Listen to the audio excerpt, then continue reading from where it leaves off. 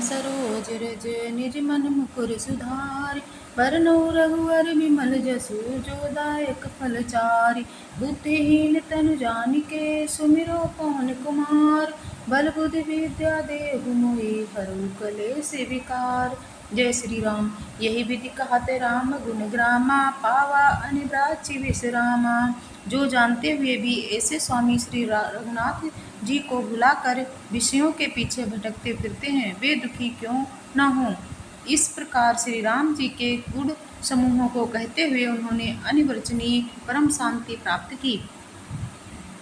उन सब कथा विभीषण कही, जहि विधि जनक सुता तह रही। तब हनुमंत कहा सुन भ्राता, देखी चाहु जानकी माता।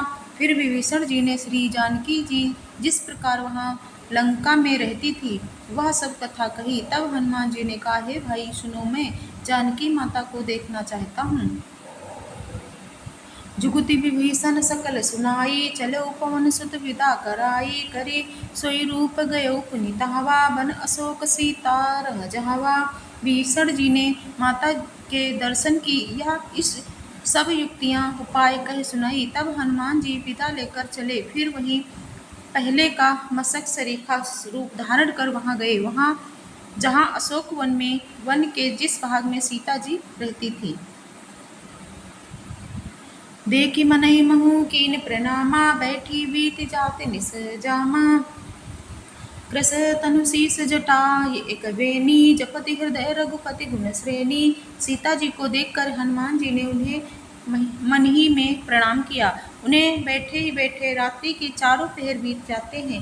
शरीर दुबला हो गया है, सिर पर जटाओं की एक मेढ़ी लट है। हृदय में श्री रघुनाथ जी के गुण समूहों का जाप स्मरण करती रहती हैं।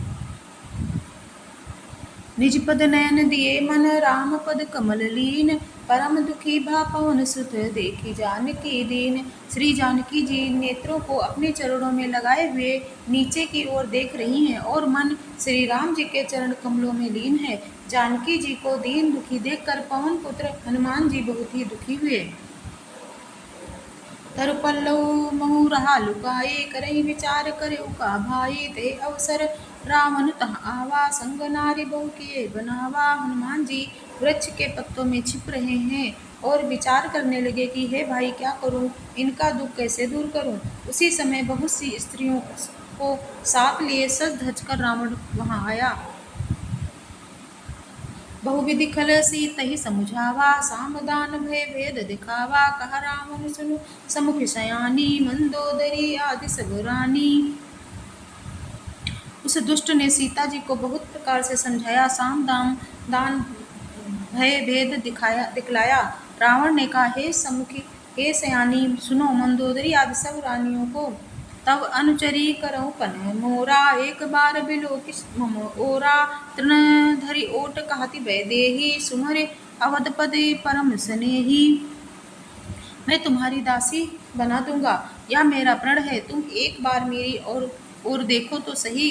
अपने परम स्नेही कौशलाधीश श्री रामचंद्र जी का स्मरण करके जानकी जी तिनके की आड़ पर्दा करके कहने लगी, सुनु दस मुख खदोद प्रकाशा, कबहु किन्नरनी करहि विकासा। असमन समझु कहती जानकी, खल सुदिनहि रघुवीर बानकी।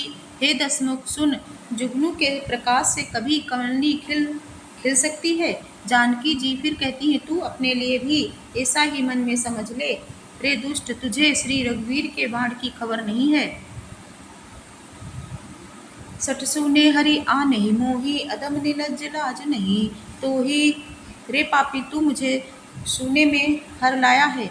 रे अधम निलज्ज, तुझे लज्जा नहीं आती। आपो ही सुनि खदोद सम, राम ही भानु समान। परस बचन सुनि काढ़ी हसी, बोला अति खिसियान।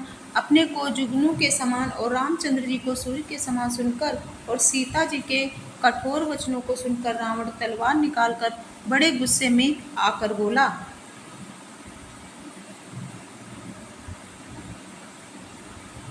सीता में मम कृत अपमाना, कटिहउँ तो सिर कठिन कृपाना। नाहिता सपते मानु मम बानी, समति होते नाता जीवन हानि। सीता, तूने मेरा अपमान किया है, मैं तेरा सिर इस कठोर कृपाण से काट डालूंगा, नहीं तो अब भी जल्दी मेरी बात मान ले। हे समुखी, नहीं तो जीवन से हाथ धोना पड़ेगा। श्यामल सरोज दाम सम सुंदर, प्रभु भुज करी कर सम दस कंदर। सो भुज कंठ की तव असि गोरा, सुन सठ अस प्रवान पन मोरा। सीता जी ने कहा, हे दस ग्रीव प्रभु की भुजा जो श्याम कमल की माला के समान सुंदर और हाथी के सूंड के समान पुष्ट तथा विशाल है, या तो वह भुजा ही मेरे कंठ में पड़ेगी या तेरी भयानक तलवार ही। रे सठ सुन, यही मेरा सच्चा प्रण है।